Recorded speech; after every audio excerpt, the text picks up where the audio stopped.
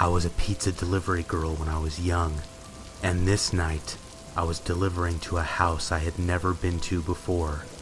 I went up to the front door, and nobody answered when I rang the bell. Nobody answered at all, and I returned to my car to take the pizza back and get my next delivery. At some point during my drive back, I glanced into my rearview mirror and saw a person sitting in my back seat. I swerved the car and hit another car that was parked. I stomped the brakes while screaming and got out of the car as quickly as I could. The person in the back seat started laughing at my fear, and I stopped a car to get help. The person in the back seat was very ill in the head, and they didn't try to hurt me when I was in the car. But when the police pulled them from my car, they had a small pocket knife clutched in their hand.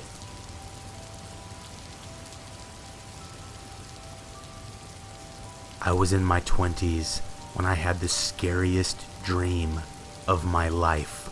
I've had intense dreams and even nightmares, but nothing has topped this, and I hope nothing ever does.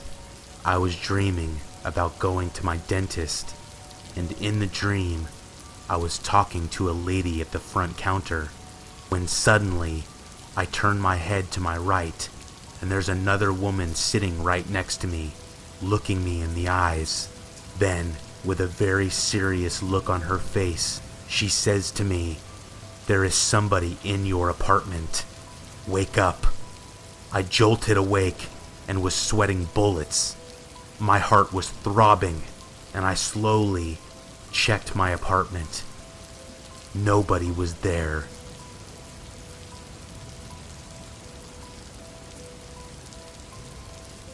One year ago, I was sitting at my grandpa's bedside as he was dying. I've been very close to this man my entire life, and I'm in my 30s now. As he's laying there asleep, I'm on the phone when he suddenly turns to me and says, "Daniel, I need to tell you something." I tell him okay, and he proceeds to tell me that he brutally murdered his first wife and her son. I'm in shock, and I ask him how and why, and he responds that he got angry and that he used an old hammer from his garage. Hearing this completely blew my mind, because he was the kindest man I have ever known, or so I thought. He tells me they never found out it was him, and that he cleaned up the blood and got rid of all the evidence. I tried to act as normal as possible after hearing this, and I had to leave the room shortly after. I sat in the hospital hallway near his room and tried to think of what to do. I eventually went back into his room and asked him if anyone else knew about what he had done. He told me no, but he was ready to come clean, but that he didn't want to do it himself. He wanted me to tell everybody. I got upset and told him I couldn't, and that I wouldn't. He got very emotional after I said this and began to cry. I left his hospital room again and drove home. 3 days later, my father called me and told me that he had passed away. I still hadn't told anybody, not even my wife. Months later, I was helping my father and my uncle clean out some things in my grandpa's garage, and hanging up over his tool bench was a very old-looking hammer. It brought chills up my spine. I told my father and my uncle that day, and it took some convincing and arguing, but they eventually believed me. My father went to the authorities with the information. It's a very strange feeling to miss a person you loved so much in your life, but equally hate them for what they left you with. I miss my grandpa, but he was the biggest coward I have ever known. I took the hammer to my house, and I look at it often, wondering if this was the hammer he used to murder his first wife and stepson.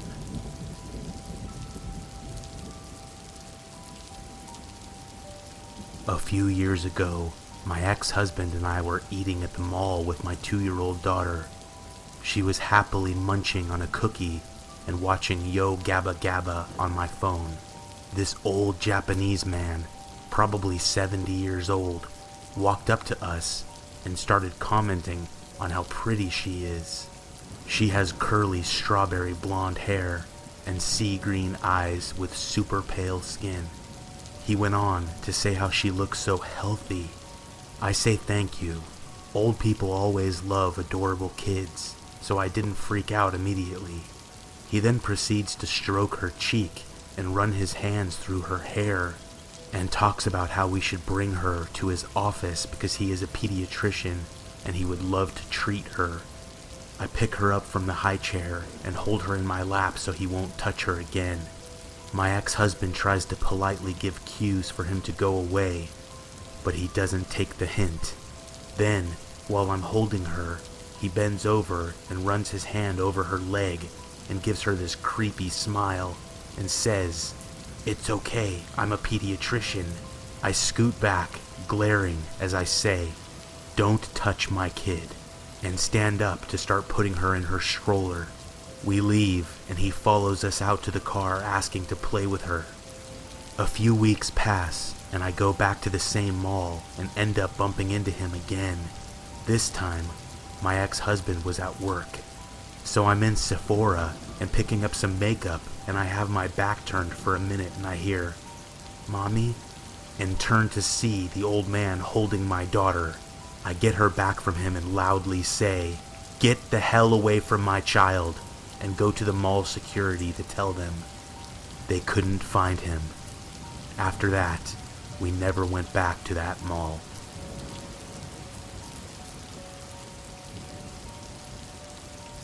I used to work at a place which required to be manned 24 hours a day. The reason being is that I handled sensitive documents and files, and if somebody needed this information in the middle of the night, I would have to fetch it for them, or confirm that I have it. Security here is tight. There's bars on the windows, multiple locked doors to get to where I am. They would give me work to do during the night, but underestimated how quickly I could get it done. So like most nights, I finished my work in like 30 to 45 minutes and pulled out my phone and played games. I browsed Netflix and Reddit, since nobody else is in the building at night. So now it is getting to be the last third of my shift, when all of a sudden, I hear a door close. I look to the security camera and see someone walking down a hall towards my room. At first, I thought it was just somebody that came in ridiculously early, so I turn around in my chair and wait for them to walk through the door. But nobody does, and the hairs start to rise on my back. Now, this isn't a really big building, so I figure I'll find the guy wherever he is and start checking offices and storage rooms. But I came up empty-handed. However, I do see that a fire door had shut. I go to try to rewind the camera, but the digital recording is password protected, and I don't have the password. The whole thing freaked me out, the way the person was walking down the hallway, like a determined walk, right to where I was. So, I sit with my spine tingling for the last couple hours of my shift, and finally people start coming in. My replacement shows up, and I tell her what I saw, and at this point, I figured I must have imagined the whole thing. I'm told to go home, and the manager and girl who replaced me would look over the camera. After getting home, I call my manager and ask what was on the camera. So they said that the video showed the fire door closing, but then the video froze for about an hour. The next thing it records is me reopening the door.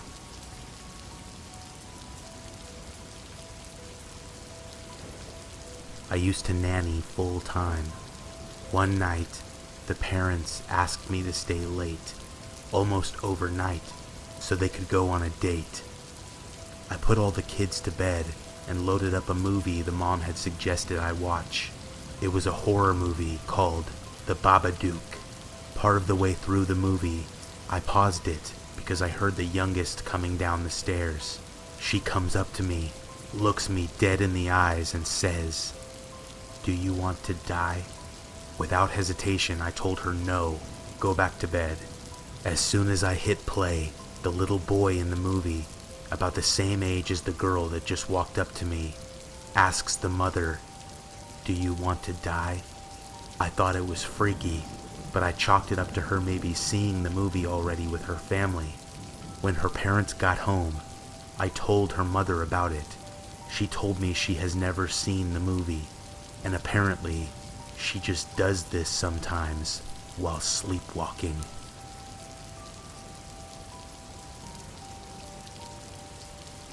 I woke up in the middle of the night because my cat was crying at my bedroom door. He did this often when he would empty his water bowl to let me know that he needed more. It wasn't a problem for me until this one night. I got out of bed, and right outside my door, my cat was waiting. I stood in the doorway for a second and waited for him to turn and start walking away ahead of me.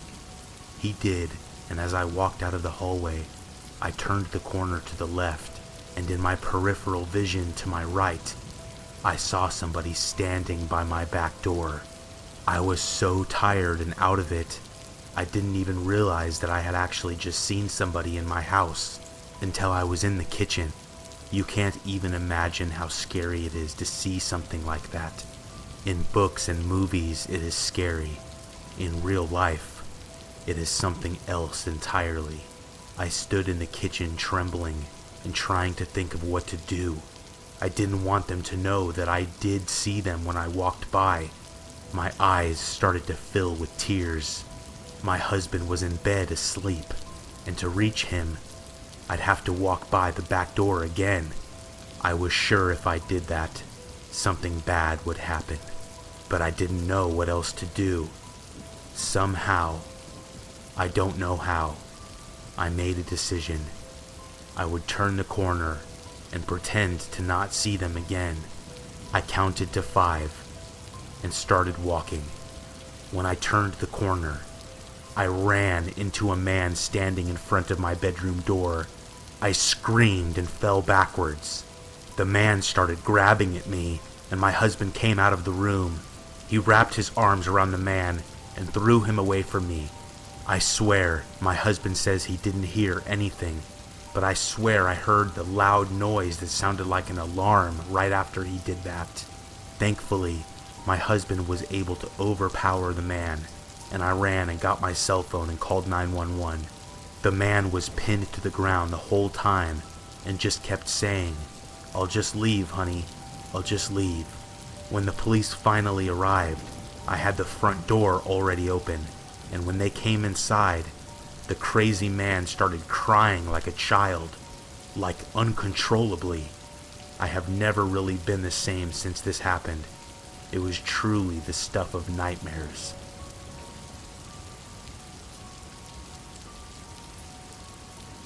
I had been delivering pizzas for about 3 years.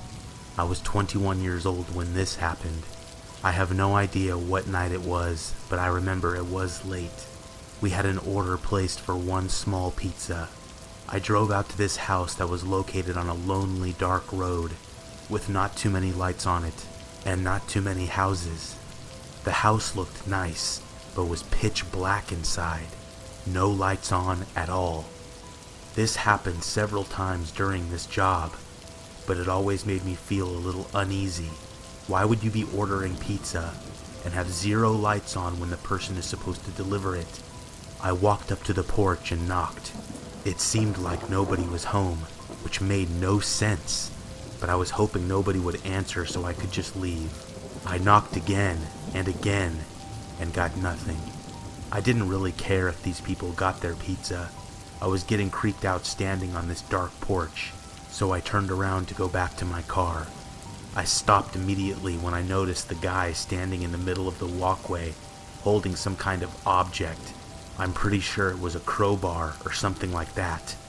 I was about to say something, but I couldn't think of anything, and I quickly realized I was in danger. There would be no reason for this guy standing there blocking my path, holding this thing, except to hurt me or steal the money I had or something. I put the pizza on the ledge next to the ashtray and jumped over the side of the porch wall and started running like a madman into the backyard. I heard the guy give chase, but I was in pretty good shape. I only weighed about 140 pounds, and I was pretty sure I could outrun this guy. I hopped the fence in the backyard that led into the neighbor's backyard, and then ran and hopped their fence to the left of me. After that, I hopped like 3 more fences before I ended up back onto some street. I started walking fast and out of breath over to the sidewalk. I pulled my phone out to call my boss. He thought I was joking at first, which really pissed me off. I told him to send somebody to get me right away. After hiding on the porch of another darkened house, a coworker eventually picked me up. I got in his car, and the whole thing felt surreal. I couldn't believe that any of this just happened. We drove back over to the house, and my car was still sitting there on the dark street, in front of this dark house. I told the guy who was driving I wasn't getting out to get it until we had police with us. We saw the guy sitting on the porch as we drove by, but he didn't have that object in his hands anymore. I saw him watch me as we drove by. We sped off, and I called the police. We met them there, and the guy was gone. The police knocked on the door a few times, and then eventually opened up the front door to reveal that the house was vacant, dark. There was nothing inside. This scared me so much.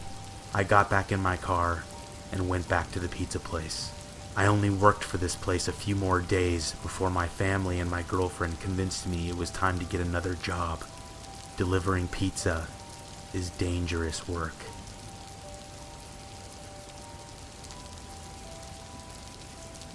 A girl in my high school English class once told me a story. She was 4 years old at the time. She lived in a house backing onto a park with no fence around her backyard. She had a glass sliding door in her room that opened out to the park. It's the middle of the night, and she's asleep. She suddenly hears a banging at the door. Being a little kid, she hides under her blankets in fear.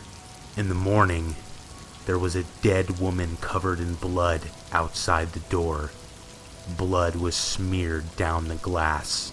Apparently, she was attacked in the park, ran for help, and was trying to get someone in the house to help her. She ended up getting stabbed to death on the girl's back porch.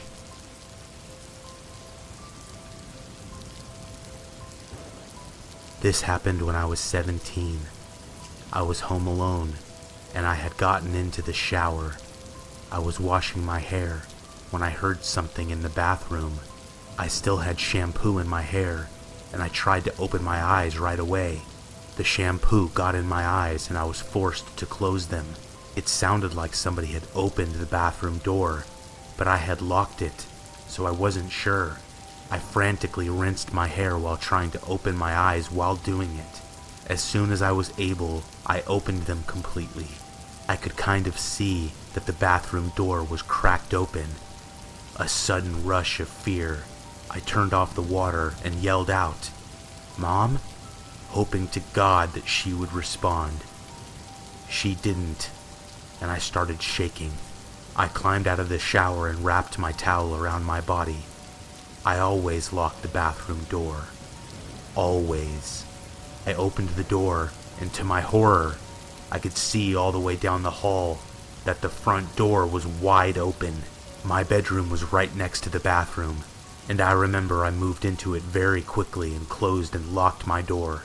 I had clothes on my bed, and I quickly got dressed. I tried to think of who to call first, when I heard a noise in my closet behind me. Petrified, I turned around and saw that my closet was closed when I had always left it open. I didn't stick around to see who was in my closet. I ran out of the house and over to my friend's house, who lived a few doors down. Her dad answered the door, and I used their phone to call my mom, who then called the police. It was absolutely insane. 2 cops showed up at my house, but didn't find anyone. When they assured my mom and I that nobody was in the house, we went inside with them, and I saw that my closet was now open. My dad didn't live with us there, but he helped my mom buy a gun. We weren't allowed to get it right away, and we had to sleep in that house without one for a long time. It was so eerie, especially at night. Nothing happened again, but we didn't feel better or sleep better until finally she was able to pick up the gun.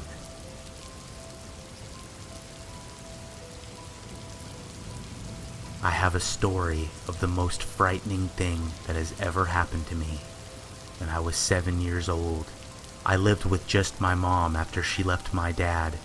She started dating this nice man that lived on our street, and after I'd say about a month of dating him, he started to stay over at our house at night. He was a dentist and was really funny.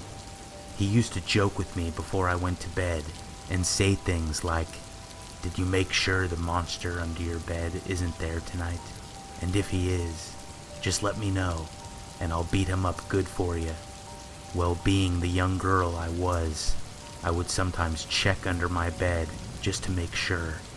One night, he said what he normally said to me, but I responded with, "There are no monsters, and I've checked under my bed, but no monsters were ever there." I told him monsters weren't real. He then looked at me and said, "They are real, and he has seen them, and I need to be careful." That night, I woke up to noises coming from underneath my bed. I was horrified, of course, and I laid there just listening to them. I was too afraid to check under there. The next day, I told him I heard something under my bed, and he told me something along the lines of, "I told you so." That following night, I woke up to the same noises, but this time, I somehow had the courage to look. I stood up on my bed and jumped to my bedroom door and turned the light on. I kneeled down and looked under the bed. My mom's new boyfriend, the dentist, was under my bed smiling at me. He started to say something, but I ran to my mom's room and woke her up. She was very confused, and after that night, I never saw that weirdo again.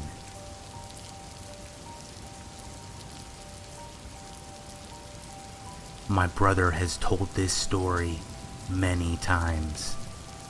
When he was about 13 or 14, he was getting to sleep one night. The lights were off. His door was closed. He was falling asleep. All of a sudden, he gets a feeling that he's being watched by someone. The feeling becomes stronger and stronger, so he pulls the covers over his head, curls into a ball, trying not to freak out. He even starts saying the "Our Father, who art in heaven" prayer when a few lines in, he hears a voice right next to him say, "That's not going to help you." He stayed under the covers, shivering with fright.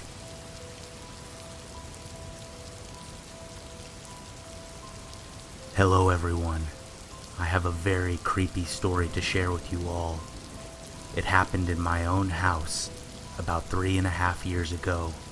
I've been divorced for about 10 years now, and this happened one night when my kids were at my house. I was asleep in bed when I heard a noise. The noise was very startling. It sounded like cabinets in my kitchen were being slammed repeatedly. I'll be honest, I was afraid to go check what it was, because I've never heard something like this before in the middle of the night. But my kids were there, and I had to see what it was as fast as possible. When I went out into my kitchen, the noise stopped, but the cabinet door to my pantry was open, which it was never left open. I looked around my house and checked on my kids, but they were both still in bed. My son was awake and had heard the noise too, but my daughter slept through it. I didn't find anyone or any explanation for the noise. I returned to bed and didn't hear anything again that night. The very next night, I was awakened again, the same exact noise, and when I checked it, I came up with nothing once more. Once again, my son had heard it, but my daughter was asleep when I checked on her. I went back to bed and laid there awake and confused for hours. I felt very nervous and scared about what that noise was. The next night, I found out what was making that noise. I was dead asleep when suddenly, right next to my bed, my closet door began violently slamming repeatedly. I jolted awake and turned over to see my daughter standing at the closet, slamming the door over and over. I felt terrified as I saw that she was looking at me and grinning. I jumped out of bed and stopped the door. I looked into her eyes, and she looked like she was not there. She was sleepwalking. The next day, she told me she had no idea anything had happened. What's really unusual is that it never happened again, and as far as I know, she had never walked around in her sleep again.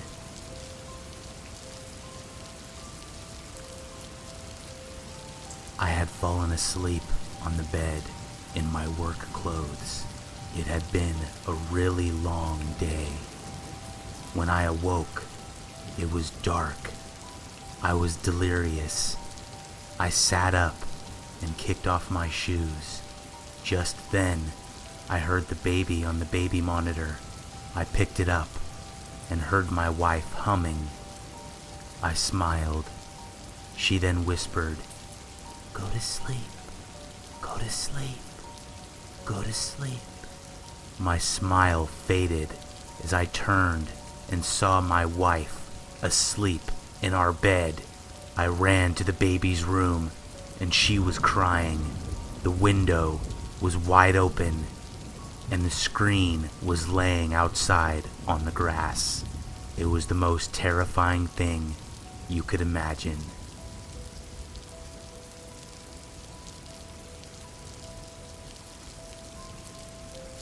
I met my ex-girlfriend in California in 2010. We had both lived there our whole lives, but decided to move to Maine a couple years after we started dating. She had flown to Maine on a business trip in 2012 and fell in love with everything about it.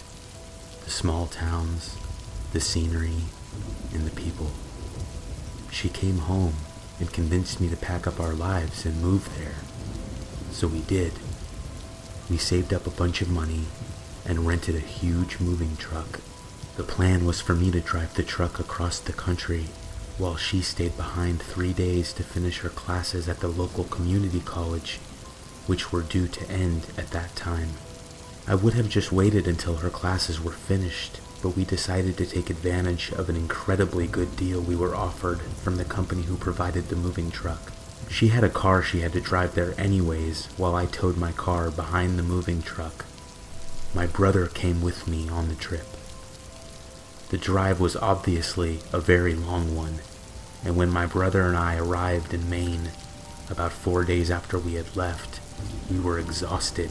After unloading the truck and sleeping for about 16 hours, we decided to visit the small town of Belfast, which was 14 miles away from my new house. We ate some seafood at a little family-owned joint, rented a scary movie, and made the drive back. My new house was literally in the middle of nowhere. During the day, the view of the lake in my backyard was amazing. The woods surrounding my house were awesome, and everything was beautiful. At night, the house was incredibly creepy to be in. The whole house had windows completely surrounding it. You could not see anything looking out those windows at night, but I'm sure if you were standing outside, you could quite easily see in. My brother had a flight booked back to California the following day, and we woke up very early in the morning to drive to Portland, where the airport was. I eventually made it back, alone, and wasn't able to make any phone calls or watch any cable TV because we had no service out there and no cable or internet hooked up yet. My cell phone did not work anywhere on that property. I had plenty of DVDs to watch, and that was it. When I made it back, I decided to try out my new fishing pole we had just bought in town. I wasn't out at the lake very long, as it started to get dark in Maine very quickly in autumn. I went back to the house and sat in the living room in a chair, looking out the windows at the scenery. My view was getting darker and darker. I turned on all the lights in the house and quickly became creeped out when it became pitch black outside. Imagine being in the middle of the forest, in the middle of nowhere, in the middle of the night and looking around. You could not see your own hand if you held it in front of your face. When I say it was pitch black, I mean you can't see anything. I hadn't hung up any curtains or blinds yet, and I had the extremely uneasy feeling that somebody was outside my house, watching me inside, watching me go from room to room. And if they were out there, they could easily do just that. I decided to hang sheets up over all the windows using thumbtacks. I sat on the couch in the living room and put on a comedy movie to try and shake the unnerving feeling I had. It did not work. I eventually realized I had to try to get some sleep. I had a lot of work to do the next day, and my eyelids were becoming sore. I was getting very tired. I covered myself with blankets on the couch and turned off the TV. After a few minutes, my eyes had adjusted, and I could see around the living room very slightly. My eyes were very heavy, and I fell asleep. I woke up some time later, and it was still night, and still dark. I reached for my bottle of Coke I had on the ground in front of me, and took a big gulp. I set it back down and looked around the room. Now, I'm having difficulty putting these next emotions into words that I could accurately convey to you. My heart began throbbing when I noticed the man standing in the corner of the room. He was staring at me. I felt as if I was going to die from fright. I did nothing and said nothing, not by choice, but because I couldn't. I was frozen. He didn't move, and I was able to think logically for a moment. I'm not sure he knew I had seen him or was looking at him. I had a blanket over me, which might have shrouded my face in shadow, in which he wouldn't be able to see my eyes. After about a minute of gut-wrenching fear, I somehow decided to do something. This was the hardest thing I've ever had to do in my life. I coughed, but it wasn't a real cough. I did it while getting up, in an effort to give him the impression I did not know he was there. I slowly made it to my feet and walked across the icy cold wood flooring to the bathroom around the corner of the living room. He didn't move. I made it to the bathroom, and nothing happened. I closed the bathroom door and slowly turned the lock to the upright position. Tears went down my face as I backed up into the bathtub behind me. I was staring at the door. I suddenly realized there was a small window up above the bathtub that I could most likely crawl through. I moved by the shower curtain and reached up to the window. I unlocked it and tried sliding it to the left to open it. The window began to squeak when I pulled it, and I froze, hoping the man didn't hear. Just then, I heard a tapping on the bathroom door. Not a knock, but a tap. And it didn't sound like the tap of fingers. It sounded like metal, like he was tapping a knife against the door. At this point, I made the realization that the man either knew what I was doing or simply wanted me to know he was outside the door. Adrenaline took over completely, and I slid the window open and pushed the screen out onto the ground. I tried not to exert any noise as I jumped up and began squeezing my body through the window. My head and upper body were out, and I could not see inside the bathroom, only the dense, dark woods in front of me. I was pulling my legs through the window when I felt the man grab my foot. Directly after that, before I could react, I felt my ankle be sliced open. I let out a noise of shock and surprise as I pulled out of his grasp and fell to the ground. I started heaving, and I felt as if my heart would explode. I stood up and looked around. I very quickly dashed out into the woods and fell to the ground, looking back at the house and the window to the bathroom. I felt down my leg to my ankle, which was throbbing from pain, and brought my hand up to reveal it covered in blood. The deathly serious situation I was in became real and horrifying. I looked back at the house and suddenly saw the back door fly open, and the man started gazing around the darkness surrounding me. He was searching for me. I became a statue on the ground and tried to control my breathing. He had a huge hunting knife in his right hand and was wearing all black. He walked down the back patio steps and started walking into the woods, but not near where I was laying. He was grunting, and soon after, I lost sight of him. I started frantically looking around, thinking he would at any moment spot me and stab me to death. I saw nothing but trees and darkness. There was a bit of snow on the ground from a couple days before, and I was freezing and shaking at this point uncontrollably.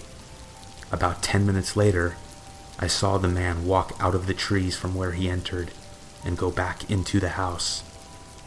I laid out there the rest of the night, and luckily, the sun started to rise only about an hour later. After the sun fully illuminated my surroundings, I felt as though the man had probably left, and I felt ready to move again. I arose to my feet and walked around the house to the front. I saw that the front door was opened completely. I slowly approached it and peered inside. Nothing.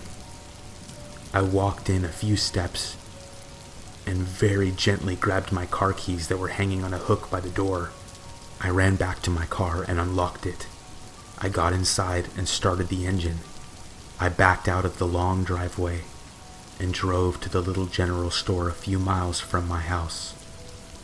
This is where the story ends. I got away, and so did my visitor. My ankle was pretty badly cut, but healed after a few months with no problems. I suffered minor pneumonia from being outside for the time I had, but nothing too serious became of it. I later found out that an elderly man that lived about 2 miles down the road from me was murdered in his bedroom in the middle of the night. This experience took its toll on mine and my girlfriend's relationship, and I ended up moving back to California after a few months. The incident has made sleep very difficult to achieve, but writing this has oddly enough made me somewhat drowsy. I think maybe I'll attempt to go to sleep right now. Thanks for listening.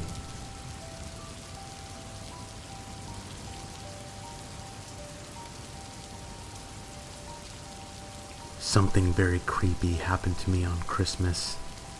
I had celebrated the holiday that morning with my family and went to see my parents. On Christmas night, I had to go into work to finish a proposal I was working on for a new potential client.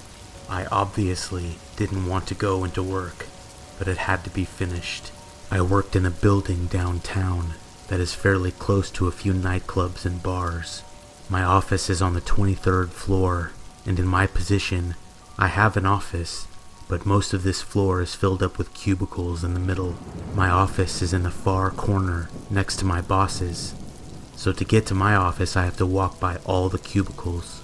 I didn't get there late, probably around 8 or 9, but there was nobody else there. This was my second time going in alone, and it was peaceful. If I let my imagination run wild, however, I would get spooked easily. As I walked the path next to the cubicles, I was reminded of what I was missing at home while looking at all the Christmas lights strung up, decorating people's workspaces. There were no lights on, but it was lit up enough by all these Christmas lights. I reached my office and unlocked it. I went inside but didn't close the door. My computer and desk faced away from my door, so I couldn't see anyone that approached my door on work days through the huge glass window that I had. I found this very annoying, as I never knew who was knocking until I got up and opened the door. I sat down and began working as quickly as possible so I could get back home. After a while, I'd say about an hour into it, I heard the main entrance door close. I didn't hear it open, but when it closed, it made a noise that was unmistakable. I wasn't spooked at this point, just curious as to who else was unlucky enough to have to come in and finish something. I got up from my desk and walked out onto the floor. I looked around, but didn't see anybody. I said loudly, "Hello?" Nobody responded. At this moment I got paranoid and freaked out, because I definitely heard the main entrance door close. Somebody was either here and then left, or was still in here with me and not responding. I was just about to turn around and get back to work and brush it off when I saw a head sticking up out of a cubicle on the opposite side of the floor, looking at me. I could see that it was a man, but couldn't make out any details of his face. I thought he must be messing with me, so I shouted over to him, "What a time to have to come in, eh?" Hoping whoever it was would stand up and laugh, but they didn't. The man didn't move, and this scared the shit out of me. So I tried again. I said, "I can see you, guy." He didn't move.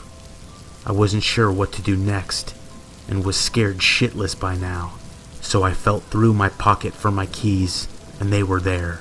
I started walking down the path toward the entrance door, the whole time watching this guy. As I was walking, I think he was watching me. I looked over at the entrance door for a second, just one damn second, and looked back. He was gone. After seeing this, I thought, oh my god, he could be moving over to me.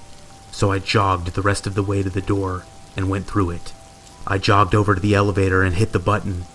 I turned around quickly, and the entrance door closed as it made the same noise as before. The elevator door, thankfully, opened immediately, and I went inside and hit the first floor button. The door closed, and I didn't see the guy come out the entrance door. I drove home and told my wife what happened. I had to call my boss and tell him as well, so I had a reason for not finishing my proposal that night. He was understanding, and I went back in 2 days later with everyone else. I never found out who that guy was, or what that was all about. Nothing was stolen or tampered with, to my knowledge.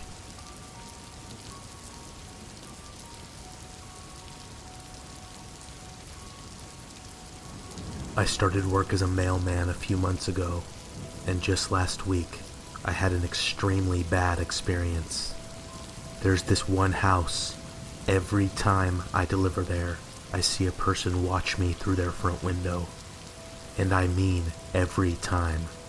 I had always chalked this up to be an elderly person who had nothing better to do, and after a while of it happening, it didn't freak me out as much. One day though, I had to finish delivering mail on another carrier's route that had an emergency and had to stop early. When I was finished with theirs, I had to finish my own. As I made it to this one particular house, where the person watched me every day, I saw that they were not there at the window. This kinda made me happy, but also creeped me out, because it meant that the person always knew about what time I would normally be there, and specifically looked out the window at that time. I dropped the mail into their slot and continued on. I had 3 more houses before I had to return to my truck to grab all the mail for the next street. When I got back to the truck, I saw a weird-looking lady standing under the streetlight behind it. She looked like she was on drugs. Her hair was a mess, and she was wearing gray sweat clothes, stains all over them. She smiled at me and was missing teeth. She then said hello.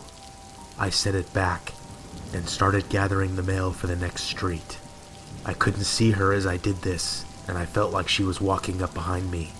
I turned around, and she was indeed closer than before, standing in the street, I asked her if she needed something, and she said, "No, I don't." I said back, "Okay, well, I'm gonna continue on. Have a good day." With all the mail ready to go, I closed the back door, made sure it was all locked up, and started walking. I felt relieved to be walking away from this crazy-looking woman. I delivered to about 6 houses when I noticed the woman standing next to a truck in the shadows. She was following me. I'm sure she thought I couldn't see her there. I continued on, and after every other house, I saw that she was keeping up with me and trying to hide. This was so damn scary. There was nobody else around, and I felt like she would attack me at any moment. I delivered the mail to another house, and sure enough, when I walked back to the sidewalk, I could see her standing in a shadow by a big tree across the street. I decided I could not continue my night like this, and walked over to her. She stiffened up when I approached her, and I said, "Why are you following me?" She didn't respond, and instead made my heart sink as she let out a noise only a crazy person would make. A noise like she was scared of me, but it sounded insane. She then ran away. She was definitely on something, and the next day when I came to that house where I would always see somebody there, watching me through the window, she was there. I know it was her.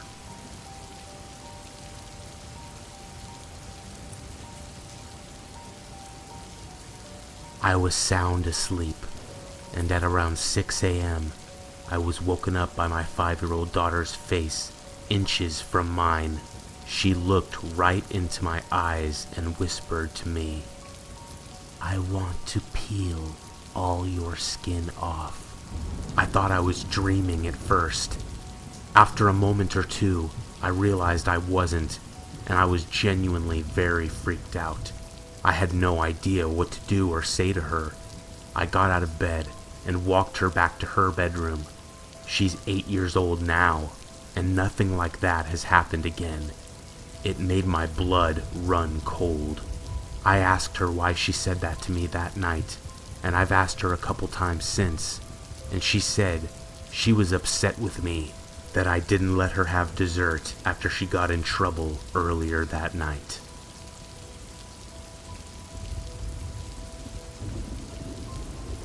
When I was a kid, I met a psychopath. Not an adult psycho, a kid the same age as me.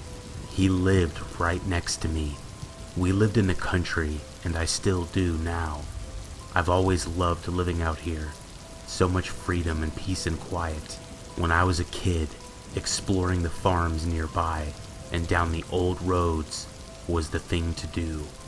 When I first met this crazy little boy, I was 10, as was he. You couldn't really tell there was something wrong with him when you were just talking to him or meeting him for the first time. However, I quickly learned how he really was when we went off to play. He would insist upon chasing chickens, which was fine, I guess. Not really my idea of fun. I'd much rather build a treehouse or go exploring, like I said.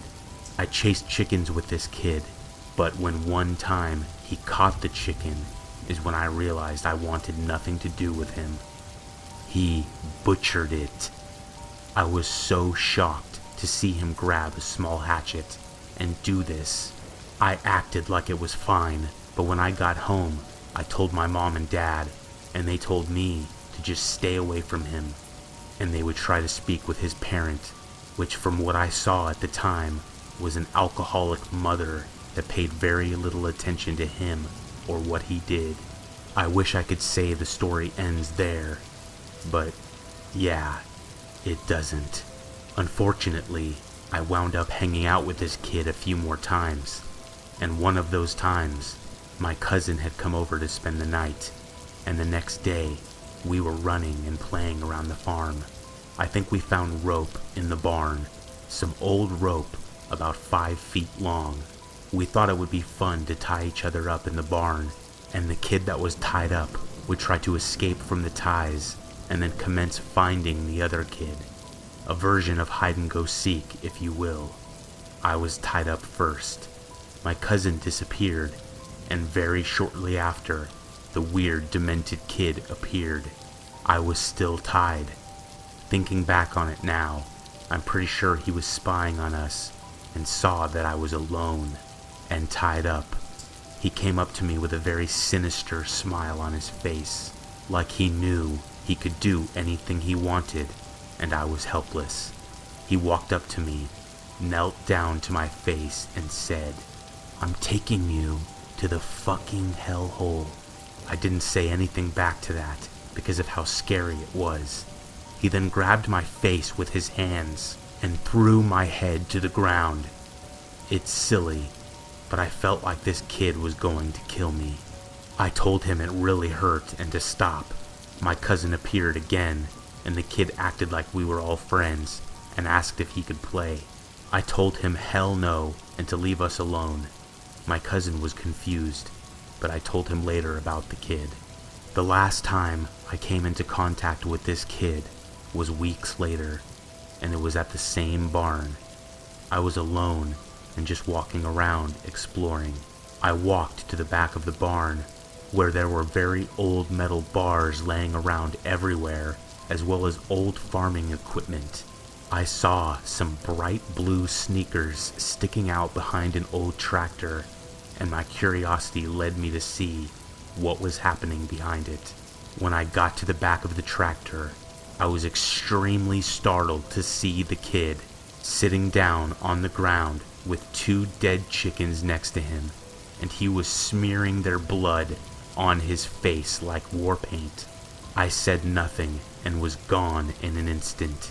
I didn't really have the desire to explore around my house anymore. And thank God my mom and dad bought a house far away from there only months later. I have no idea what became of that kid, but I'm sure he's in a padded room somewhere.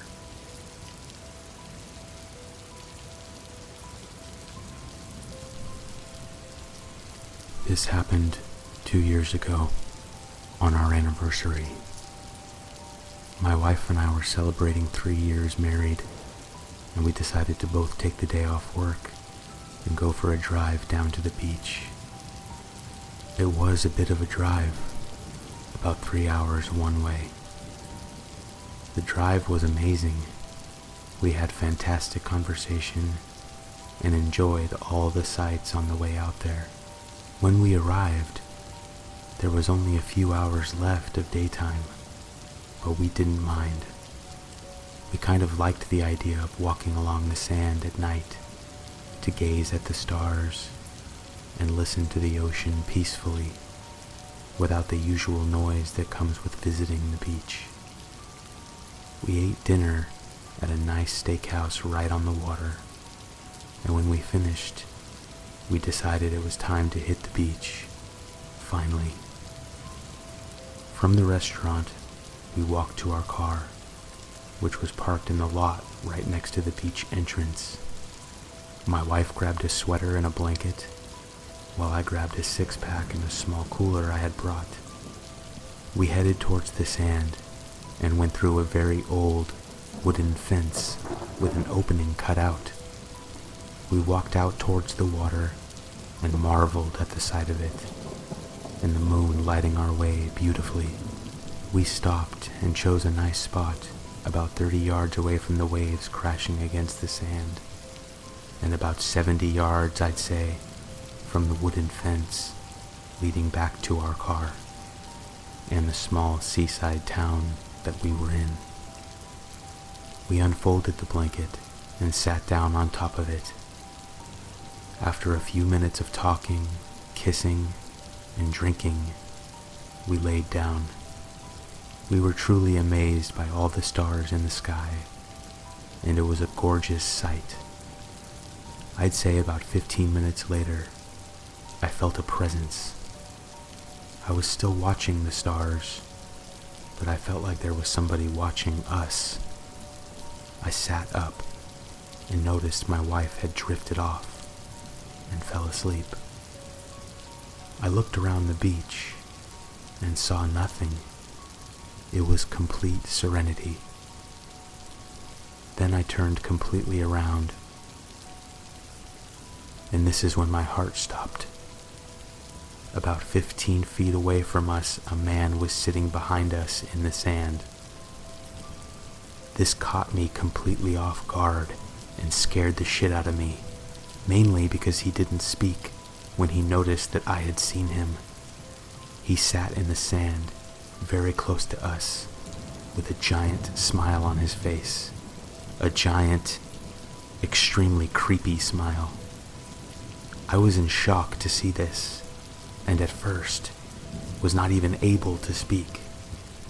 I glanced at my wife again, who was completely asleep.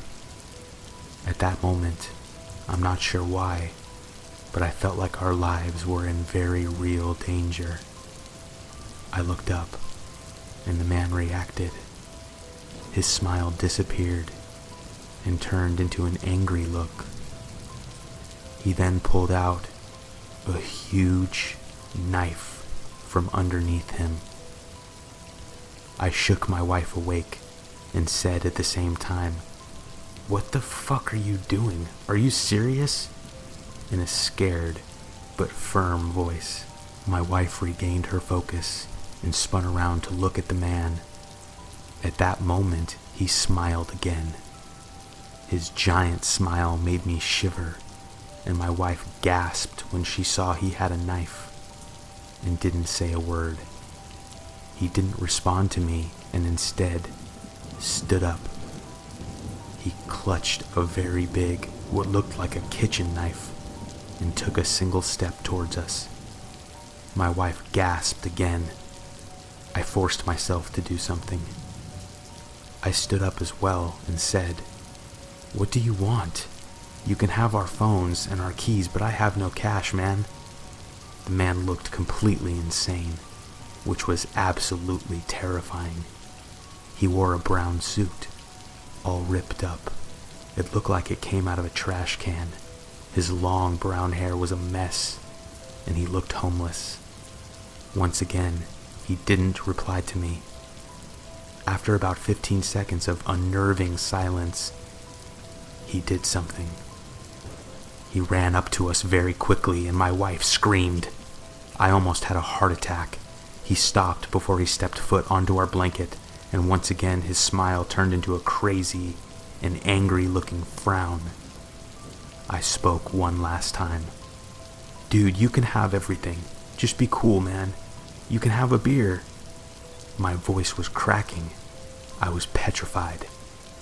I tried to humanize this guy and make him feel almost welcome to our stuff, like what he was doing, like his knife wasn't a big deal. He then spoke to us. He said in a normal, sane voice, "I don't drink." Then he turned around and started walking away from us. Relief hit me like a ton of bricks. I kneeled down and grasped my wife's shoulder. He continued walking away, and then he stopped and turned around again. He didn't look at us, but instead looked up at the sky. Then he turned around once more and made his way through the fence and disappeared into town. My wife started tearing up, and I said, "Let's go." We very quickly grabbed our belongings and started walking down the beach quickly towards a different entrance leading to a parking lot next to the one our car was parked. After circling around the huge parking lot, walking around the restaurant we ate at, we saw people laughing and talking outside. They had no idea what we just experienced. We approached our car. We got inside, and we drove away. We were pretty much silent on the way back home. My wife just hung her head out of the window. We haven't visited the beach since then.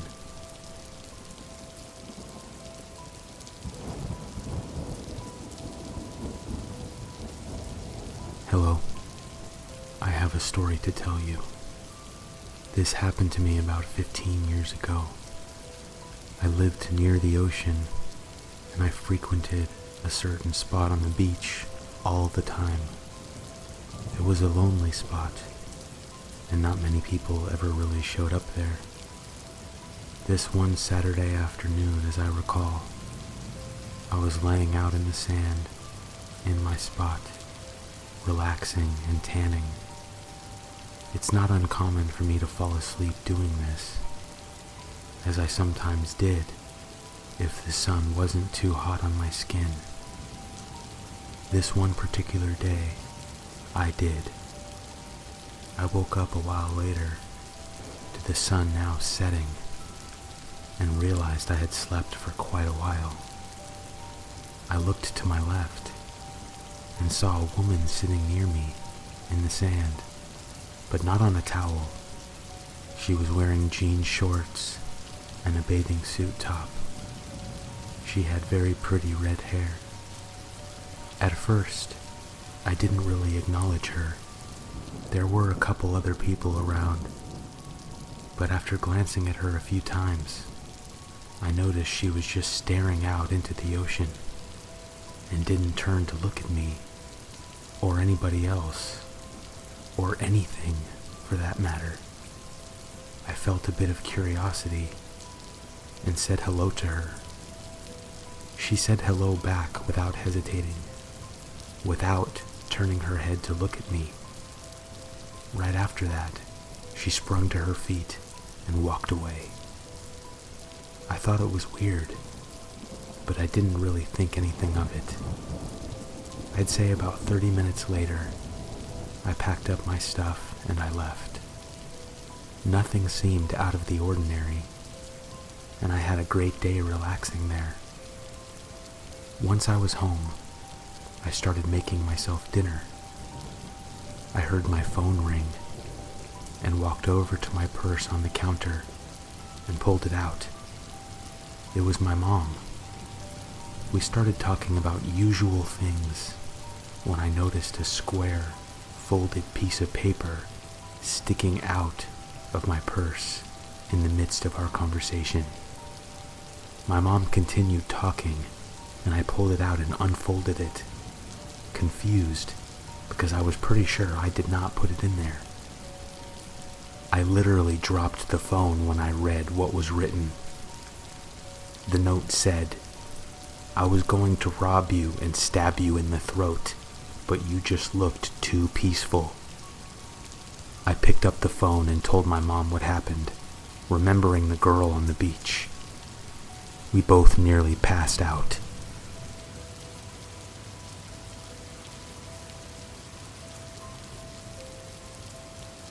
Halloween 2015. Halloween night started with myself and my buddy getting ready, putting on our costumes at my buddy's house. For the sake of privacy, I will refer to him as Brad. Brad and I were invited to a party by the girl he was dating. I was going dressed as a dead construction worker, while Brad dressed up as Maverick from Top Gun.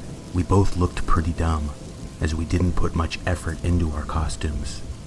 He was excited about seeing the girl he had just started dating, and I was equally excited to see and flirt with some chicks that night. Once we were both ready to go, we headed out. Brad's new girl sent us a text with the address attached, and we GPS'd it. Brad drove us both to the party, which was about 30 miles away, on the outskirts of our city, out in the country. We drove down a very long, dark street with no street lamps, and eventually made it to the house. The house was at the end of a long driveway, and when we pulled up, we saw a good number of cars and trucks parked out front. I'd say about 20. We were both pretty psyched, as this party looked to be awesome. Music was blaring from inside.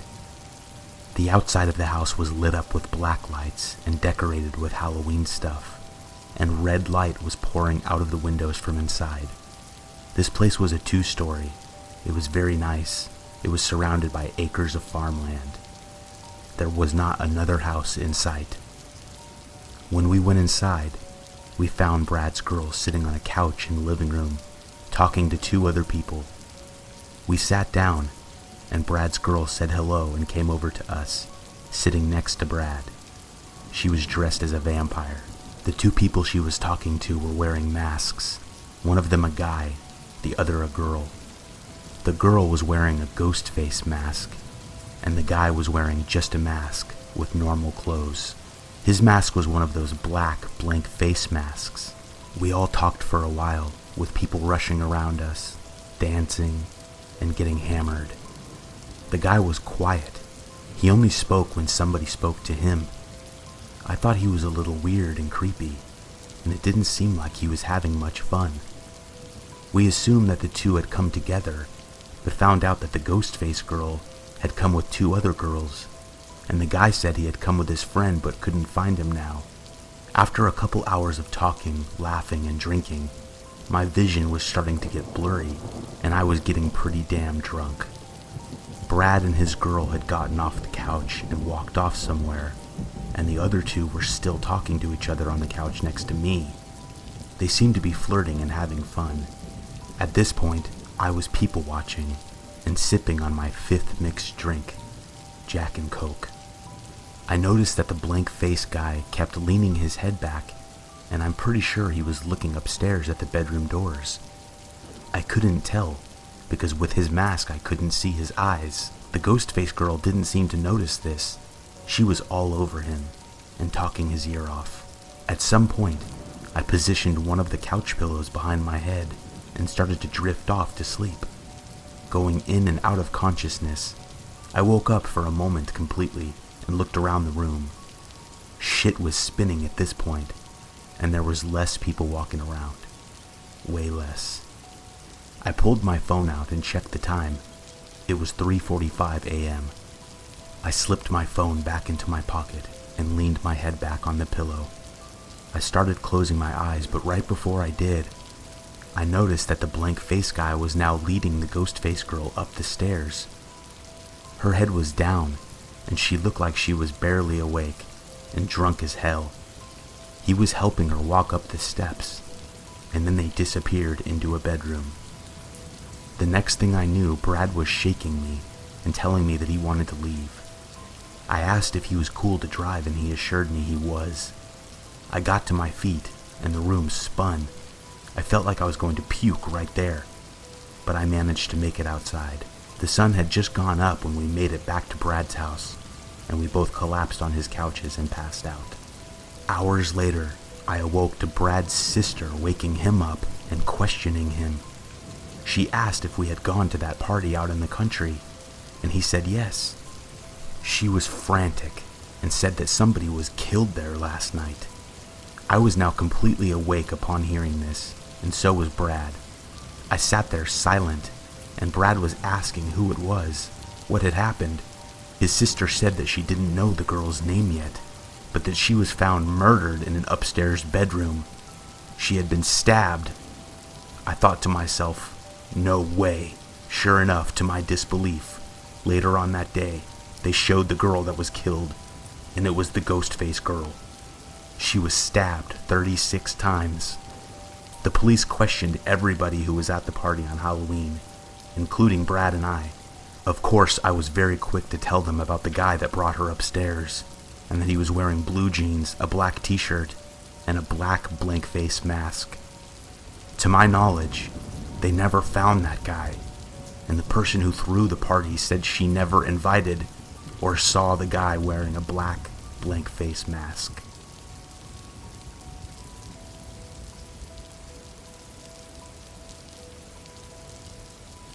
So this happened to my family in early 2002, when my daughter was a baby. My wife and I moved into a new house right after our daughter was born. It was a nice place in the suburbs. I would rather not mention in what city. The house was relatively new and surrounded by other houses with the same exact design and layout. We were still getting used to our new life there, when one night we heard the baby crying on the baby monitor. We were watching a movie in the living room, paused it, and went into the baby's room. The baby wanted her bottle. I stood in the doorway of the room while my wife tended to our newborn. I was smiling at the sight of this, when suddenly my wife made a small sound of fear and surprise. She was looking out the window directly beside the crib. I walked over to her, and she didn't say anything. I looked outside and saw a woman. that looked to be our age standing on our lawn and looking into the bedroom window. I went into protective mode and immediately walked out of the room and towards the front door with the intention of confronting her. My wife shouted before I could open the door. "Oh my God, she ran away!" I ripped the door open and walked outside. I looked around the front of our house and walked a bit further onto the street, looking in both directions. No sign of her. I decided to walk around my whole house to make sure this creepy lady had left. I walked the perimeter of our house and didn't find her. I came back inside the house to find my wife still holding the baby in our master bedroom and told her I hadn't seen her. After a little while of being creeped out and looking out the windows to make sure she wasn't still lingering around, we decided she was gone for good and went to sleep. The next day, we saw the woman again. This time, at night. And this time, my wife was in the shower and I was holding our baby in her bedroom. I saw the woman standing in the same spot on our lawn, peering into the bedroom at me holding my baby.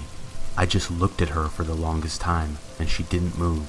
My wife eventually walked into the room with a towel in her hair and approached me from behind, giving me a hug.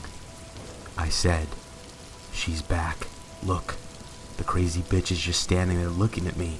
My wife got incredibly creeped out at this point and insisted that we call the police. I was going to, but felt I wanted to confront her again, so I walked out of the room and opened up the front door, which was only about 10 feet away from the baby's room.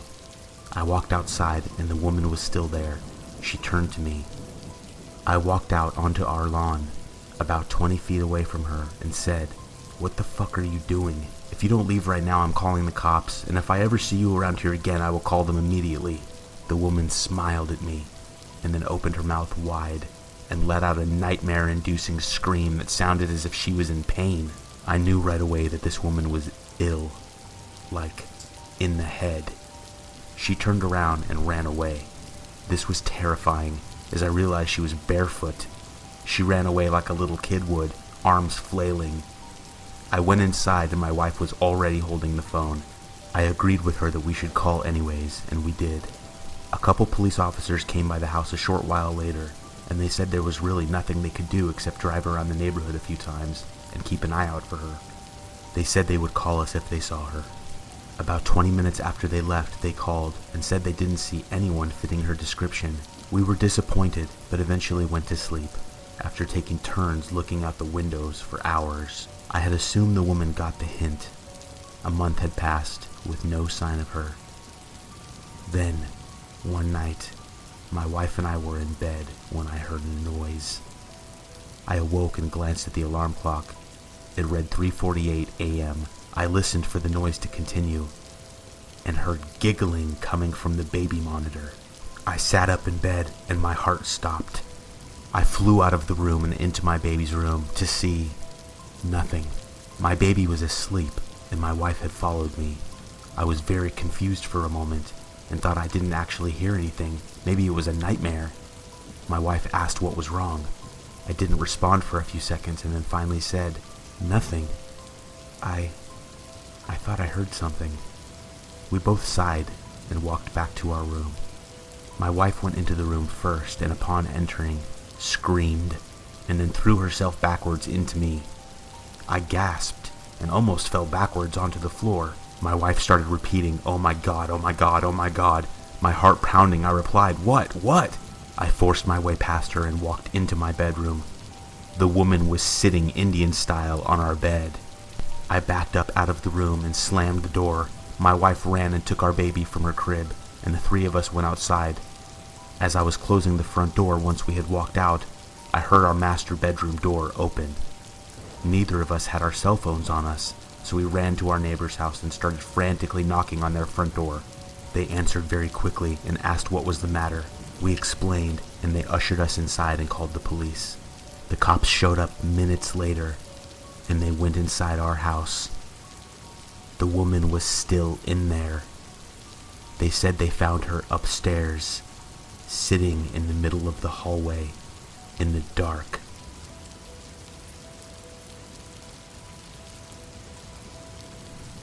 This happened at my house when I was about 11 years old. This one day, I believe I was playing video games when I heard a knock at the door. My parents were in their room talking, and I ran to the door looking through the window next to it to see who it was. It was a police officer. I thought that was kind of cool, not realizing something could be wrong, and opened up. We had a metal screen that was locked. The police officer first said, "Hi there, are your parents home?" I told him yes. He responded with, "Are you sure? There aren't any cars in the driveway or out front. Can you open the screen so I can talk to you?" I said back, Yeah, they are here. Their cars are parked in the garage. 1 second. I then yelled out, "Dad!" And my dad replied, "What?" I walked over to their bedroom door and told them a policeman was at the door. My dad looked concerned and got up. He walked over to the front door and the police officer was now gone. My dad looked at me confused and said, "A cop was at the door?" He then unlocked the screen and walked outside. I stayed in the house, and my dad walked back in a few seconds later. "What did he say? Are you sure it was a cop?" I replied, "Yeah, he was wearing the outfit. He asked if you or Mom were here." My dad shrugged and said, "Weird. He didn't say anything else? Did he say something was wrong?" I shook my head no. I went to the couch and resumed my video game. A few days later, another police officer came to our house. This time, my dad answered. The cop said to my dad, "Hello, sir. Sorry to bother you, but we've had some calls from people on this street claiming a man came to their door dressed as a police officer. Did he by any chance come by your house?" My dad told them what happened a few days previous, and then the cops hit my dad with a bombshell. They said that the man was not a cop at all, but a man pretending to be one, trying to locate children who were home alone.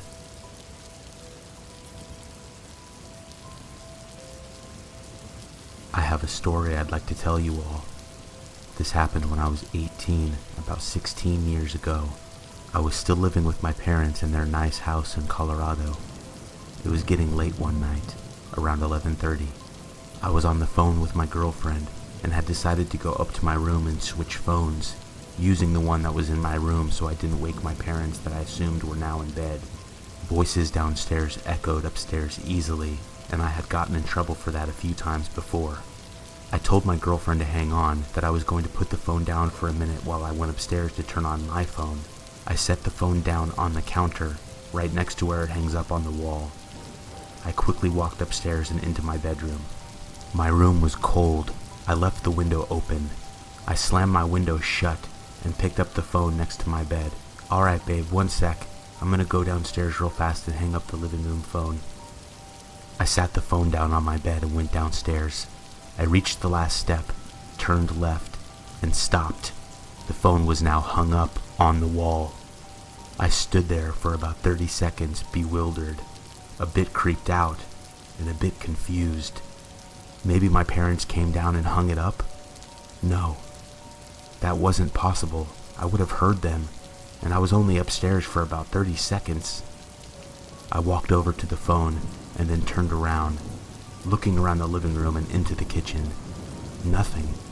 No sign of my parents. Nobody else was in my house that night.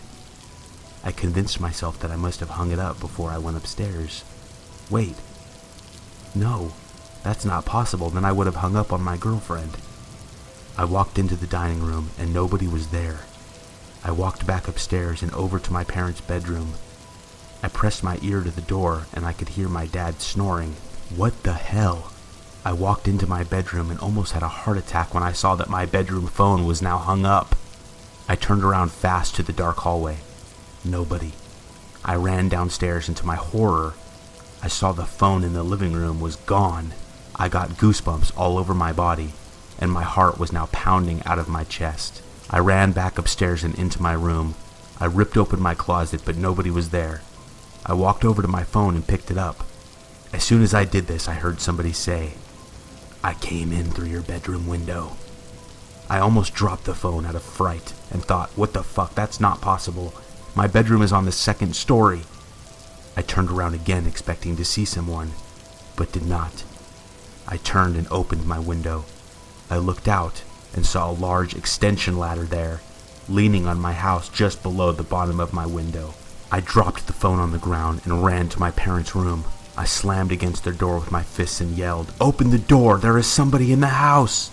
My mom opened up and was confused with a terrified look on her face. I went into their room and my dad was sitting up in bed. I locked their bedroom door and repeated myself.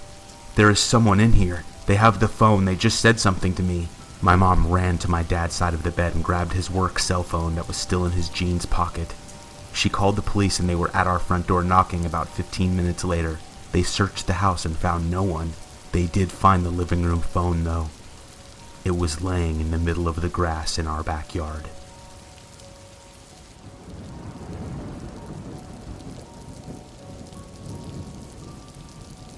Call centers can be a weird place to work. You talk to people from all over the country, and even sometimes all over the world. Most people are a little more, well, frustrating than anything. The same questions every day eventually will drive you a little batty. I just wish those calls were the worst ones I'd ever get. I got the job as a customer service rep for a cable company just after I finished college. The hours sucked, 3 in the afternoon to midnight, but the money was good and there were some medical benefits. It wasn't great, but with loans to pay, I took the first full-time job that came along. While some people need help with their cable after 10 p.m., there aren't many of them.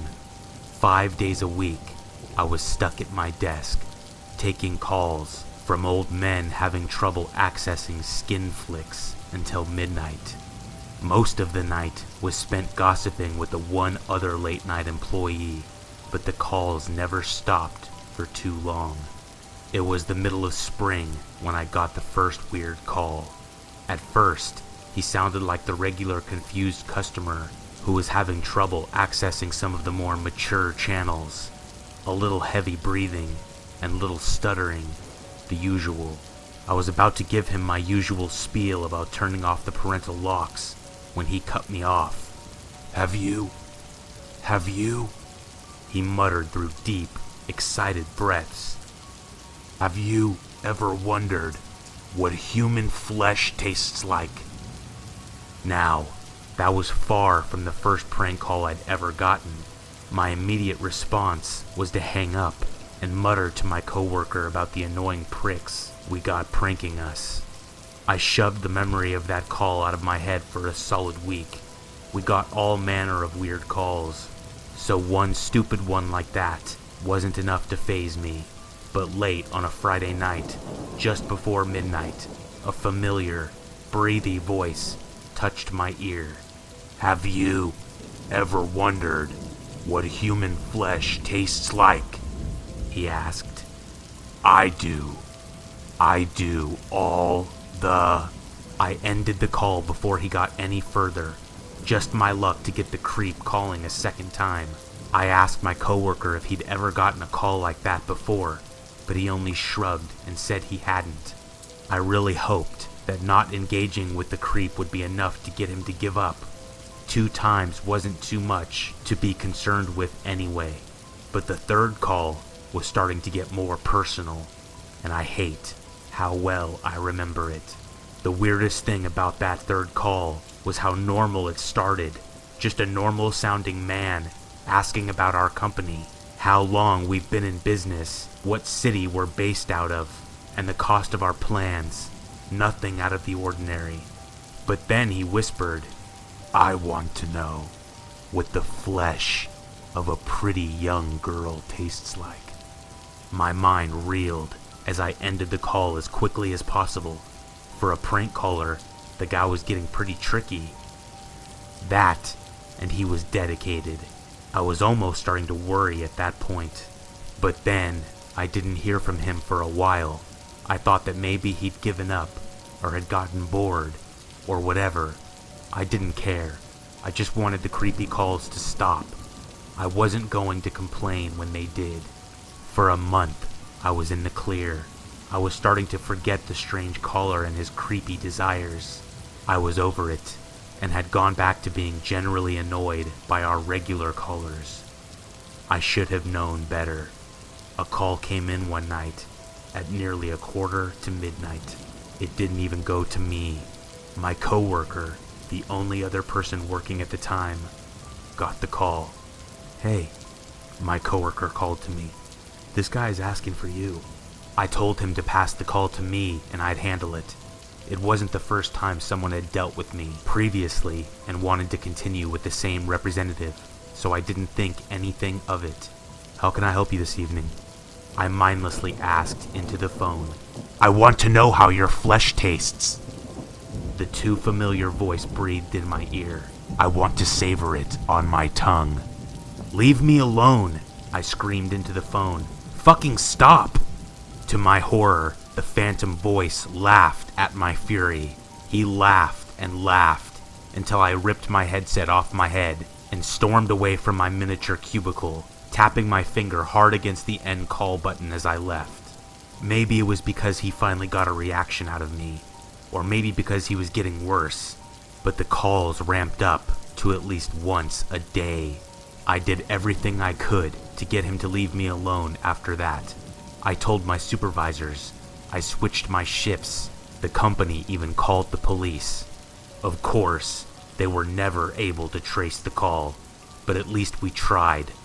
But my mystery caller kept calling. 2, 3, sometimes even 4 calls a day, each time telling me how much he desired the taste of human flesh.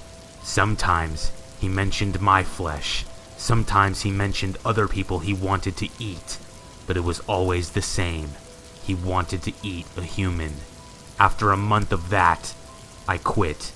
No 2 weeks notice, no offers to try to stick it out. I went to sit at my desk one morning and realized I couldn't put my headset on. I just couldn't handle it anymore. So I got up and went to my boss and told him I was done. No one judged me for it. I probably stuck it out longer than they expected.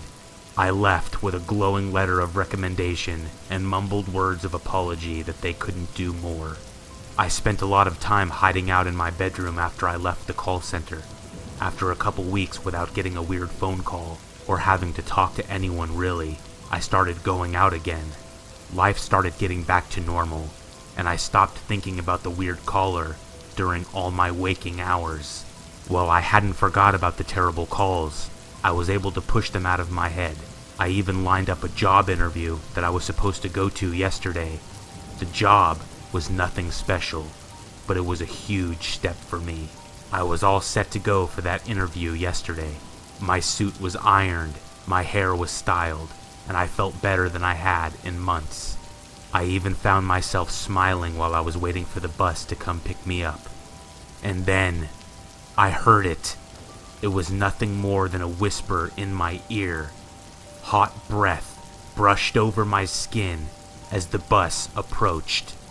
"I know what flesh tastes like now." I spun hard as panic came over me. My eyes scanned the group of people moving toward the bus, but no one stood out from the crowd. My mysterious caller had found me, and worse, he'd gone through with his sick, twisted fantasy. I didn't get on the bus. How could I? He was on there, and he knows who I am. I skipped my interview and went right back to my bedroom. At least it's safe in here. But now, my cell phone keeps ringing.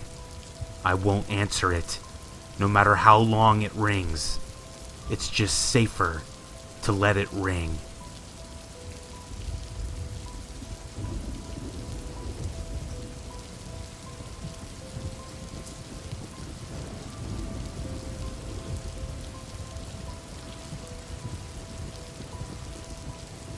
This happened when Uber was still relatively new. My husband and I were stopping over in New York before heading to our temporary home of Poland. We had been living there for about a year, and although originally from Australia, we had spent the last year travelling through some of the more shady parts of Europe. So we thought we were generally prepared for any weird incidents. We were tired as we walked through JFK, ignoring everyone who wanted us to take their special taxi. Fortunately, I had Uber. and summoned a taxi as quick as possible. He arrived pretty quickly, got out and took our bags. I didn't really think anything of it. However, I insisted I take my own bag and tried to open the trunk. "No," he snapped at me. I was startled, but I said, "Okay, I'll just sit with it on my lap." My husband and I travelled light, so we only had one suitcase between us. "Can you open the trunk?" my husband asked the guy. "Otherwise there won't be any room for us." The guy already looked pissed, and all we were asking for is for him to do his job. I was already looking around to see if I could get another cab instead, because I really couldn't be bothered. "Fine," the guy snapped, and basically ripped the trunk open. I hadn't got in the car yet. It was kind of a paranoid thing that I did. I never got into a taxi alone as a result of some kidnapping stories in Greece of a similar nature. So I waited, and I saw what was in his trunk. It wasn't all over the flooring, just on one side. I instantly felt ill. It looked like blood. The spot was wet, and I stared blankly. With the dim light, I could just make out various other stains of similar but darker colours. I barely began to process it all until the suitcase was in and the trunk door was slammed shut. I was now wide awake. I didn't want to get into the Uber. Everything was wrong. This was a mistake. "What's the hold-up? Get in," the Uber guy yelled at us. I tried to get my husband's attention, but he was already in the back seat. If this were a horror movie, I would be screaming to myself, "Don't get in the cab!" So I got into the Uber, with my bag on my lap. I clutched it as we spun around the corners, went sharply forward at brake slamming.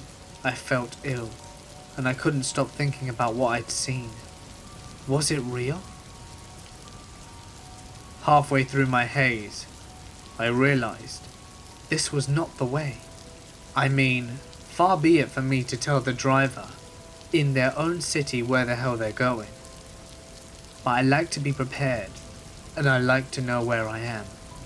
And he wasn't trying to mug us off, taking us the touristic scenic route.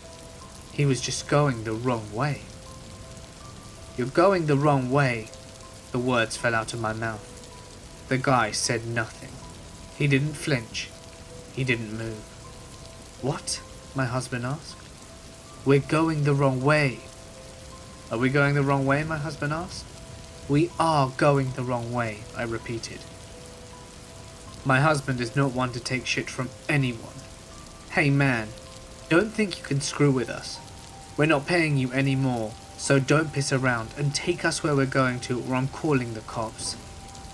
He had no idea why I was freaking out. I didn't care about the money.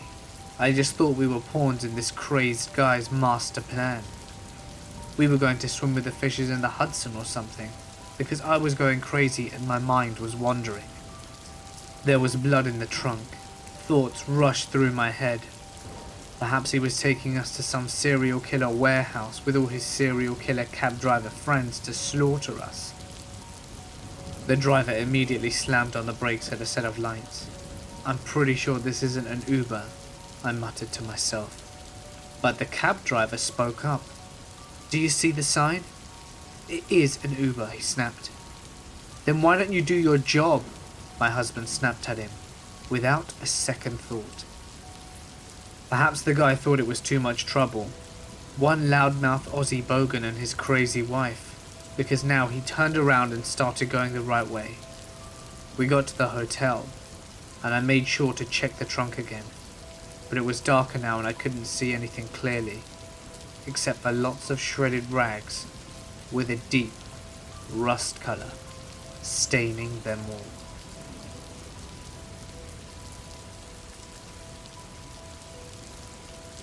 In the year 1972, my younger sister and I were forced to move from our home in Norway to go live in the UK. My mother had just married an Englishman who had 4 children of his own, and they were expecting another one. It was a miserable time for me, because at 6 years old, I had not begun school yet in Norway, so consequently I spoke no English. I had also been forced to leave my father and beloved grandparents behind, and my own mother was more interested in her new husband than any of her children. My childhood was the unhappiest time of my life, and this was only exasperated by the experiences in the manor house in which we moved to. The old manor house was situated in a seaside town. From the outside, it was the picture postcard of the British countryside. A large lawn surrounding the driveway leading to the house. A glass greenhouse, stables around the back, and horses in the paddock. But behind this facade, we experienced such horrors, some that I still struggle to talk about to this day. Us children all experienced paranormal activity, particularly at night, and it left us exhausted. Our parents were not particularly concerned and often shut us out. All we had were each other, and it was terrifying. You dreaded sleep and the activity that would come with it. I would sleep with my dog and cat on the bed, but even they could not bring me enough comfort. One night, when I was around 9 years old, I was awoken by my dog standing near the bedroom window growling. The cat was standing with her back arched and fur standing on end, hissing loudly. All of a sudden though, my dog whimpered, and then suddenly there was silence. The room went cold, and the darkness seemed to engulf us. I got out of my bed shaking in fear, and crept towards my bedroom window, where my dog was now crouching, ears pinned down to her head. The floorboards creaked under my weight. As I reached the blacked-out curtains, I peeked out to see if there was an animal in the front yard that could have startled the cat or dog. But I saw nothing. I craned my neck and looked beyond the greenhouse. Again, there was nothing. I sighed. I took a step back and went to draw the curtain. But then, suddenly, everything happened at once. The dog started barking ferociously and frothing at the mouth, and my bedroom door swung open and slammed hard against the wall. My posters then flew off the walls. I turned back to the window and I saw the face of a man smiling menacingly at me. Terrified, I spun around expecting to see someone who stood behind me. But when I did, there was no one there. I turned back to the window, and it was gone. All that was left was the fog imprint from the outside of the window, as if someone had had their face pressed up against it and was looking in. My room was on the second floor, and no one could have reached that far without a ladder. Since that day, I have never forgotten that face. But the activity continued. I would wake up nearly every morning with my posters littered all over the floor, and would spend the first part of my day pinning them back up. It was relentless. My parents never believed me, but after months of torment, I refused to leave my mother's bed at night. It was then, when my stepfather was forced to sleep in my bedroom for a night, and only after he experienced it for himself did he believe me. When he woke up in the morning, all of my posters were laying skewed on top of him. Despite all of this, there was one thing that did bring me comfort during my miserable childhood. I always missed my family in Norway dearly and cried myself to sleep most nights. But then one night, I felt a light touch brush beside my hair from my face. This simple and intimate action brought me so much comfort. I opened my eyes and saw an older woman sitting beside me. She had grey hair swept back into a tight bun, and now reflecting on the clothes that she wore, I suspect that she was once a maid or the head of the house. After all, this was a very old large manor house. She would visit me often, and always brought this feeling of familiarity and comfort. Although I knew that she wasn't alive like you or I did feel that she kept me safe from the man that I saw at my window.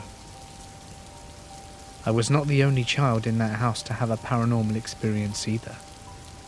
My younger sister Ella shared a room with our stepsister Marie, and she would awake nightly with fits of terror and sweat, and she would often come into my room and curl up in my bed, frightened with me. I only had a small single bed, and with a dog, cat, and now her kittens, it became too much to have her in my bed with me. So one night, when the usual routine of night terrors and her crawling into my bed had occurred, I told her to go to our mother's bed instead, insisting that I would take her there. I held her hand, and we left my room and went onto the landing. My mother and stepfather's room was at the very end of the hallway, and right next to it, there was a very large Victorian mirror. We could see our reflections as we crept along the corridor, and were careful not to wake up our sleeping siblings. Then suddenly, Ellis stopped, frozen. I looked down at her and tugged her arm. Unresponsive, she stared ahead at the mirror. My heart sank, and I became overwhelmed with a feeling of dread. Slowly I looked up. There in the mirror, we saw the back of a maid pushing a service trolley. She was moving towards us. We belted back to my room and hid under the quilt. We heard the squeaking of wheels pass us and stop. We didn't dare to look, and we stayed there until morning. I will never forget these events.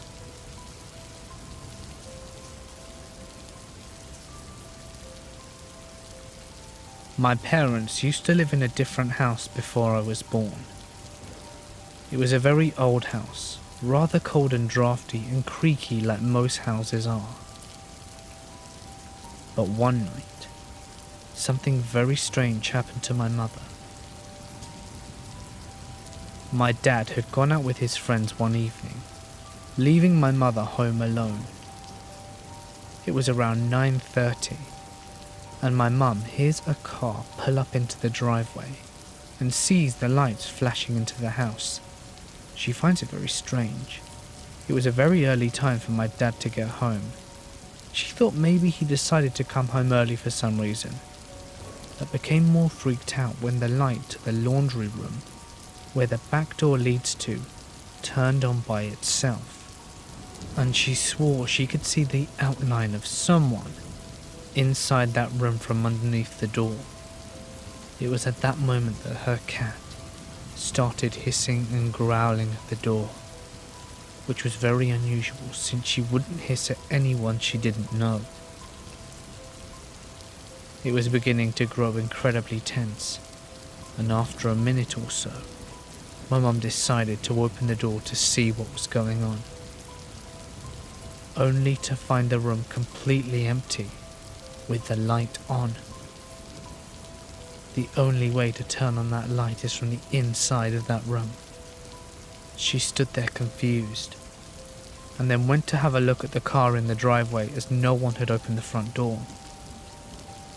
There was no one there, and there was no way a car could have got out without making a sound. She still has no idea what it could have been.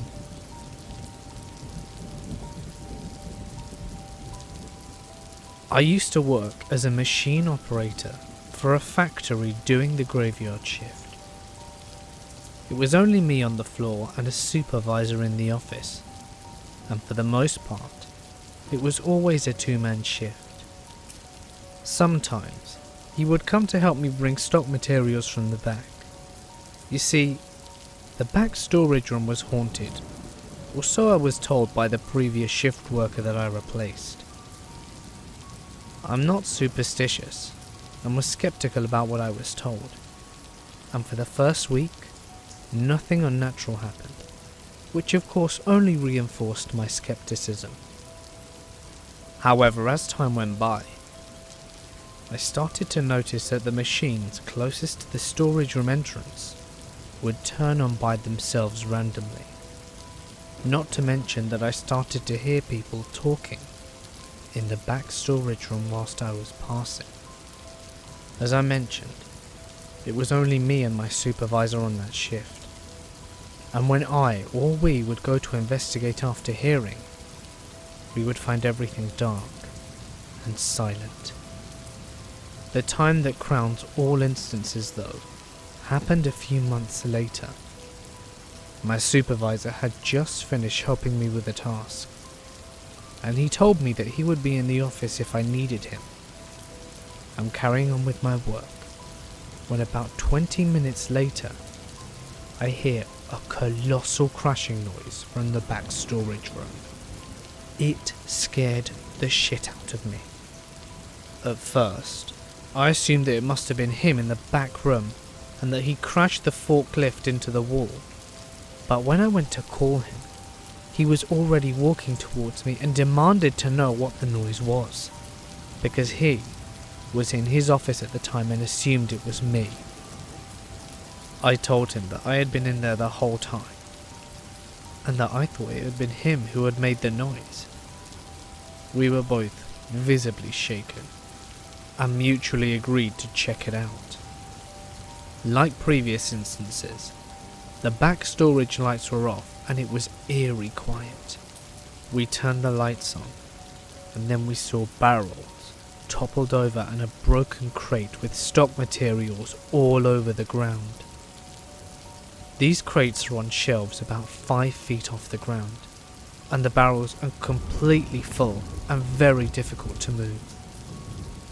We cleaned it up, and he used a forklift that put the replacement crate with the materials back on the shelf.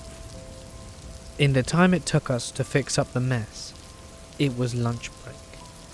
He went out to get food, and I was alone operating the machines again in this big factory the size of 2 football fields. I wasn't troubled or scared knowing that he would be back in about half an hour, but as the minutes ticked by, I kept hearing something. It sounded like a woman whispering, and it was coming directly from the dark back room. I tried putting it off, and thinking that it was in my head. And then I heard something.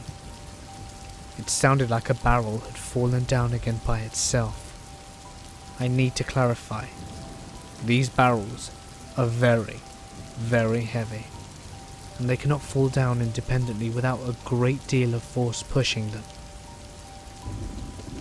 When I went to investigate, I saw a barrel in the middle of the room, and I booked it out of there. When he got back, he asked me what I was doing outside, and I told him that I kept hearing some strange whispering from the dark room, and when I went to investigate, I found a barrel had managed to roll itself to the middle of the room, and that it had utterly terrified me.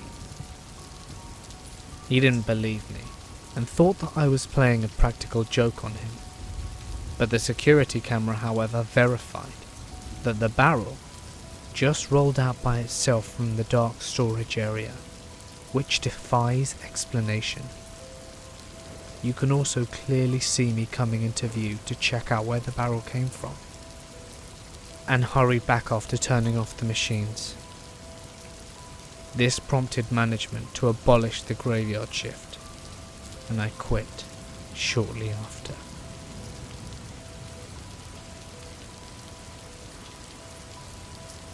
I was 10 years old and just started 5th grade. I had made a new friend in school, Janie.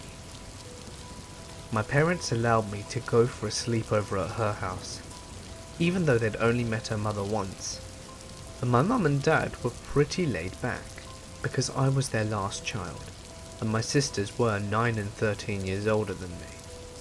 So my mum dropped me off, said hello to Janie's mum, and left. Me and Janie started playing karaoke when her mum decided that she was going to leave. She said goodbye to us, gave us kisses on the cheek, and I remember that she smelled a bit like black licorice. Me and Janie were left to do whatever we wanted for the next 5 hours. Janie's older sister came home around 1 AM and told us that we should be going to bed because we were falling asleep on the couch, and so we went into Janie's room and laid in her bed. Later that night, I can't be sure what time it was because it was pitch black, but Janie's mum came home. I woke up to a pounding sound on Janie's bedroom door. I started yelling in fear when I felt a hand cover my mouth. It was Janie telling me to be quiet and pretend to be asleep. But at that moment, it was too late. Her mother had kicked in the door. She stormed over to the bed and grabbed Janie's face. She began screaming at Janie because we accidentally left the TV on. I was trying to hide under the covers, but she saw me, and she began slamming her fists on the bed around me and screamed, "You think you're better than me?" over and over. I was sobbing, and all I could think about was going home. I was so scared, and I begged her mum to let me call my parents because I felt sick. Her mum, though, grabbed my chin, looked me in the eyes and said, "I know what you're doing, little girl, and you aren't going anywhere until I say you can." She stormed out of the room, slamming the half-broken bedroom door behind her. Janie said nothing, and neither did I. Needless to say, I did not sleep that night, and in the morning when I went to call my mother, Janie's mother was on the phone. She wouldn't let me use it even though I asked multiple times, and finally when she was going to take a shower, I heard her pass the phone over to Janie's sister and said, "Don't let that little bitch use this phone. If you do, I ain't buying you cigarettes anymore." I was a sheltered kid, and at the time I overheard that, I knew that I had to get out of there. I approached Janie's sister, and she basically threw the phone at me. She was ready to give it to me before I even asked for it, and with a look of fear in her eyes, she said, "My mum is calling her guy, so you need to call home now." And so I did. She saved my life, and I still believe it to this day. Was her guy someone who was going to come and get rid of me? I shudder at the thought. The rest of the story isn't very exciting. My mother picked me up and I acted like nothing was wrong. 2 days later though, it was Parents' Day. Janie was in my class, which meant her mother was there as well. Her mother approached me and asked me why I never wanted to come over anymore, and she accused me of being a mean girl. She was talking to me in a way that seemed harmless, therefore wasn't obvious to my mum or teacher. I kept my mouth shut and didn't say a word, But 2 weeks later, my oldest sister was babysitting me whilst our parents were at the movies, and I broke down and told her what happened because I couldn't stop thinking about it. She comforted me and told my parents. We hugged each other and cried. A couple of weeks later, Janie stopped coming to school. My classmates wondered what happened, and so did I. I didn't want to ask my parents what happened. 15 years later, I heard from Janie on Facebook. There was no life-changing conversation, but we did exchange pleasantries. I suppose that's life sometimes. So crazy, alcoholic, abusive mother, let's never meet again.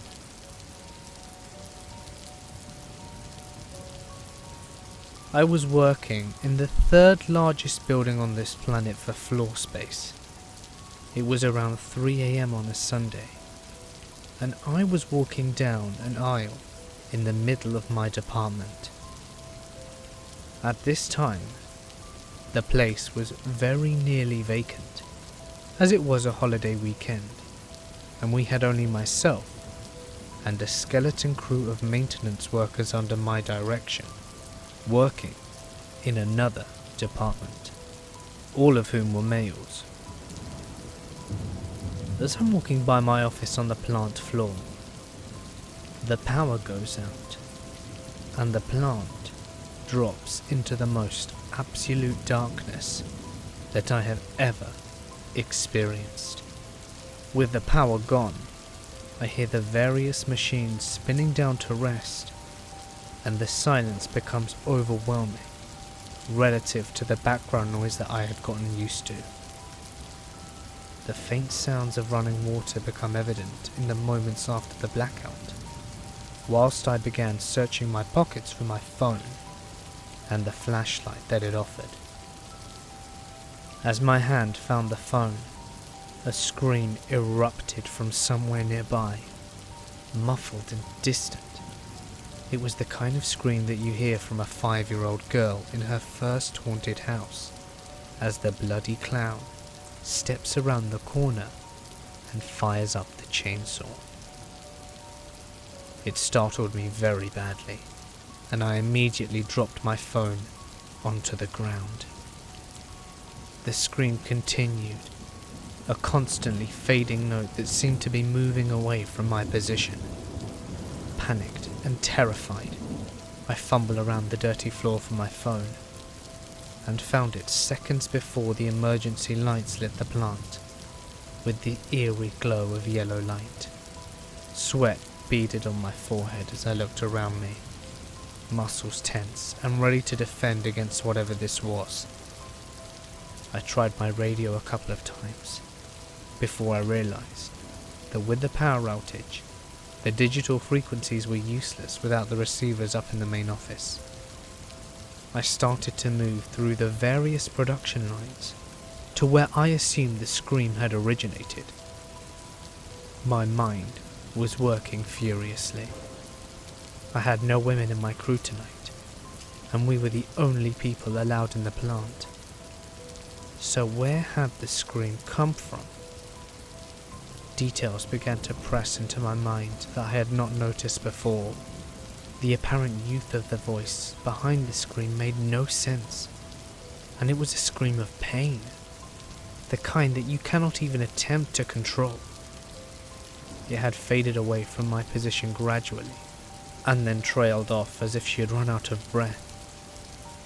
As I stepped between two products, on one of the final assembly lines before a wide open space in the next department, the emergency lights dimmed, and the audible electricity buzz filled the space around me. Struggling to understand what was happening, my senses were again knocked askew when the normal plant lights blazed to life. This left spots across my vision for a moment, forcing me to raise my hand to shield my eyes.